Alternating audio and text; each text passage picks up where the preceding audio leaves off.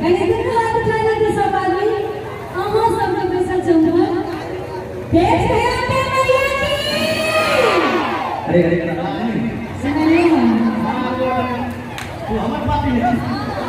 तुम गंगे चले गए तुम ने ए बाबा चाचा घर हां ऐसा देखिए रोड से जाओ रोड पे हैं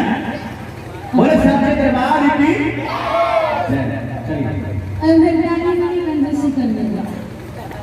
अब सुंदर से बाबा की नजर अभी से सुनो आवे छी आइए देखिए आए करके फिर से आशा देवी जी भूतपूर्व सरपंच